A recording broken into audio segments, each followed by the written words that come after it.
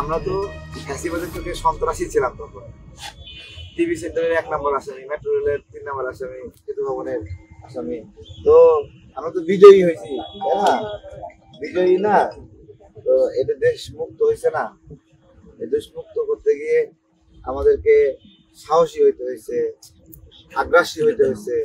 শত্রুর সামনে আপনি কি নমনীয় আচরণ করবেন? যারা আপনাকে মারতে চায়, যারা ভোটাধিকার কেড়ে নিতে চায়, গণতন্ত্র কেড়ে নিতে চায়, ওই রকম ভয়ঙ্কর আচরণ আমরা করছি। এই জন্য আমাদেরকে ট্যাগিং করে, ঠিক আছে? কিন্তু এই বাংলাদেশে আর ট্যাগিং চলবে না। এগুলা যারা বটগিরি করে ট্যাগিং করতেছে, এগুলো দেশের মানুষ জানুক যে কেন জাকির ভাইয়ের হাত সোজা হয় না, হ্যাঁ, সোজা করে দাঁড়াতে পারে না। কেন নয়ন ভাই আপনার হলো এত অত্যাচারের শিকার হয়েছে। আপনার একটা ঘটনা আছে, মারতে যখন পাইলো না আপনারে, একদমই পাইলো না, ঘুরে ঘুরে পাইলো না, বিভিন্ন জায়গায় নিয়ে গেছে।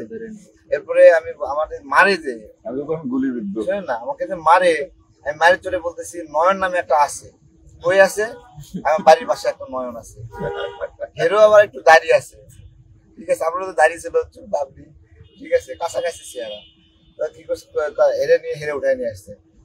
নয়ন আমারে বলতেছে, ওই নয়ন আমারে বলছে, ভাই আপনি আমার ধরাই দিলেন। আমি বলতেছি যে এটা যুদ্ধের রীতি, যাকে ধরলে যুদ্ধের ক্ষতি হবে তাকে বাঁচাই অন্য কাউকে ধরানো যায়। আমি তখন গুলিবিদ্ধ অবস্থা। আমি তো আমাদের গণঅভ্যুত্থানে অনেক মজার মজার ঘটনা শোনেন, প্রেস ক্লাবে যখন শেখ হাসিনা প্রেস ক্লাবে গেল, যখন সব বাহিনীরে ডেকে নিয়ে বললো যে এনি হাও নয়নকে চাই, এনি হাও চাই, তখন আমি চিন্তা করলাম যে এই দেশের এই যে সংস্থা আছে সব কটার আমি বোয়া বানাই দিয়ে ইনশাল্লাহ আন্দোলন সফল করবো। এবং তাই করছি। 28 অক্টোবর থেকে 7 জানুয়ারি পর্যন্ত আমি যা যা প্রয়োজন সবই করছি। এবং জুলাই আগস্টের আন্দোলনে একদম 14 তারিখ থেকে 5 তারিখ পর্যন্ত যা যা প্রয়োজন তাই করছি। আমার কাছে মনে হয়েছে যে এদেরকে আমার প্রতিহত করতে হবে এবং এদের চাইতে আমার বেশি না। এদেশের সুশীল সমাজরা কিন্তু অনুমান করতে পারে না শেখ হাসিনার পতন হবে।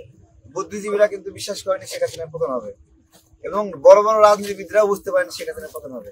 কিন্তু আমরা মাঠ পর্যায়ে যারা কাজ করছি, আমাদের প্রত্যেকটি অ্যাটাকিং গুলো ছিল এরকম যে আত্মবিশ্বাসী যে এই অ্যাটাকেই শেখ হাসিনার পতন হবে। যখন লাঠি নিয়ে আমরা বলতেছি এটা গেছে, এটা মেয়াদ নাই আর, হ্যাঁ, তখন কিন্তু ধরে নিছি এটা মেয়াদ নাই।